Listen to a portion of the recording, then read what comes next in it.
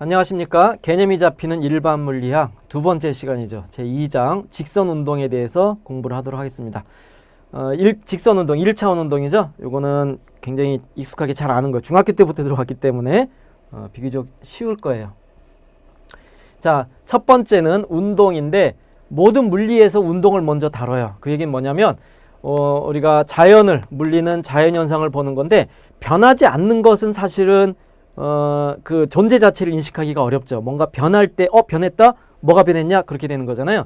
그래서 주로 자연현상을 다룰 때 자연에서 변화가 일어나는 변화에 대한 것들이 측정의 대상이 되는데 그 중에 우리가 일상생활에서 고대부터 우리가 감각적으로 알 수 있는 게 바로 위치의 변화죠. 위치 변화. 위치가 변한 것. 그죠? 그럼 위치가 변하니까 움직인다. 움직임, 운동. 그렇게 되는 거예요. 그래서 이 운동이라는 것이 모든 변화의 가장 기본이다 하는 거예요. 그러면 커다란 물체가 움직일 수도 있고 눈에 보이지 않는 작은 알갱이들이 움직일 수도 있고 모든 것들이 다 움직이게 돼요. 그러한 움직임 중에서 가장 간단한 것이 직선 운동이 되죠. 이 직선 방향으로 똑바로 가는 거죠. 예. 근데 똑바로 가는 것은 한쪽으로만 갈 수도 있지만은 일직선에서 갔다가 그 일직선에서 돌아올 수도 있어요. 그러니까 왔다 갔다 할 수도 있는 건데 어쨌건 여기서는 가장 간단한 직선 운동에 대해서만 얘기를 할 거고요. 이렇게 운동을 우리가 먼저 기술해야 돼요. 그러니까 사실은 운동을 기술한다. 물체의 사물의 움직임을 어떤 물리량을 정의해서 얘는 이런 물리량이 얼마다. 그러면 이제 그것에 따른 우리가 감각을 이제 감각적으로 그걸 받아들이면 되는 거죠. 그런데 이제 그렇게 운동 자체에 대한 것을 우리가 공부를 할 거고요. 그리고 운동이 변화되는 것, 빠르기가 변화되는 것에 대한 것을 할 거고, 운동 자체에 대한 것이 이제 1장의 주된 주제고, 왜 그렇게 움직이느냐, 왜 얘는 직선 방향으로만 움직이느냐, 왜에 대해서, 원인에 대해서는 몰라요. 그러니까 모르는 게 아니라 이거는 나중에 그 힘에 관한 것을 운동 법칙으로 그때 나중에 다루게 됩니다. 그래서 지금 운동 자체에 대한 것만 할 거고, 그 다음에 이제 움직인다 그럴 때 움직이는 사물의 대상은 굉장히 다양하죠. 크기가 커다란 물체가 움직인다, 아니면 바퀴가 굴러간다, 아니면 벽돌이 미끄러진다 하는 식으로, 그럴 때 굴러가는 것하고 미끄러지는 것하고 또는 바퀴가 그냥 미끄러진다, 이런 경우가 다 달라요. 그래서 굉장히 복잡한 얘기를 해야 되는데 가장 간단한 것은 이런 구조가 없는 거예요. 그래서 점입자, 그죠? 바퀴가 이렇게 미끄러지는 경우에도 모든 점들이 다 똑같이 움직이는 것. 그래서 입자 하나가 움직이거나 아니면 입자처럼 움직이는 것. 입자처럼 움직인다는 얘기는 이 물체를 구성하고 있는 모든 점들이 다 같은 방식으로 움직이는 거예요. 그러니까 얘가 오른쪽이면 얘도 오른쪽, 속도도 똑같이. 그래서 완벽하게 모양이 그대로 유지되면서 미끄러지는 것처럼. 그래서 그러한 순수한 병진 운동에 대해서만 얘기를 할 거예요. 그러니까 병진 운동이 이 물체의 병진 운동이다. 그것은 그냥 입자의 운동으로 보면 돼요. 그죠? 가장 간단한 것만 볼 건데, 자, 그래서 이제 본격적으로 얘기를 하면은 그 사물이 움직인다. 움직이는 것을 정의하려면 뭐가 변했느냐, 그죠? 그 사물의 위치를 먼저 정의해야 되죠. 그래서 위치를 정하고 위치의 변화를 정의하게 돼요. 그럴 때 위치는 기준점, 원점을 먼저 정의해야 돼요. 원점. 그러니까 이제 이것이 수학적으로는 좌표계가 되겠죠. 좌표의 원점을 정하는 거예요.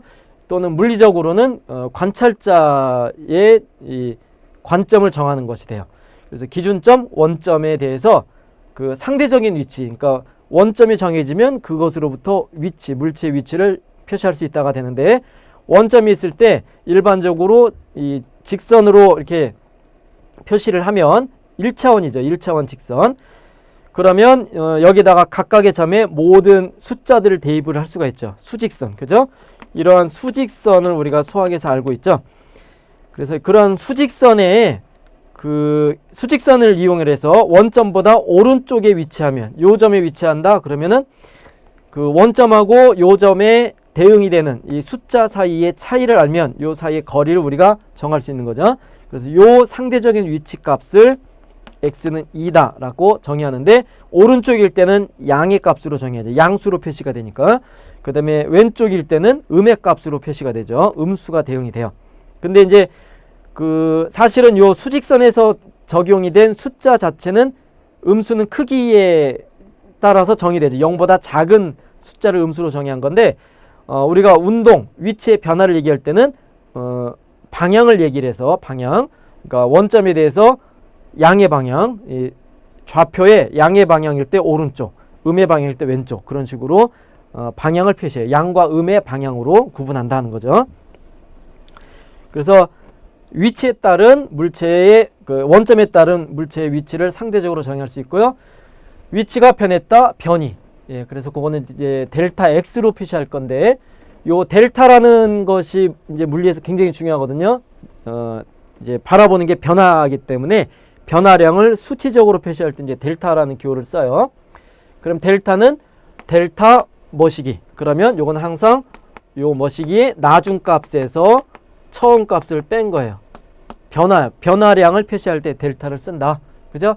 얘가 x면 x 나중 x 처음, 또는 v면 v 나중 v 처음, 그렇게 정의가 돼요. 그래서 델타 기호 자체는 플러스 마이너스가 다 가능하죠. 나중이 더 크면 늘어난 거고, 그 다음에 나중이 작으면 처음이 더 컸으면 줄어든 거죠. 이게 크기로 따지면 플러스 마이너스가 늘어났다 줄어들었다인데, 이제 방향으로 따지면, 지금 움직이는 건 방향이에요. 그래서 방향으로 따지면 양의 방향이다, 음의 방향이다, 그렇게 방향을 표시할 수 있죠. 그래서 변이의 정의, 델타의 기호의 약속을 정확하게 알아야 되고, 이 변이의 크기는 처음과 나중 사이의 거리, 직선의 거리가 되는 거고요. 그 다음에 방향이 이제 부호를 가지고 델타 x가 양수다, 그럼 오른쪽이다, 그죠? 델타 x가 음수다, 그러면은 수직선상에서 왼쪽이다. 그렇게 방향을 우리가 알 수 있다는 거예요.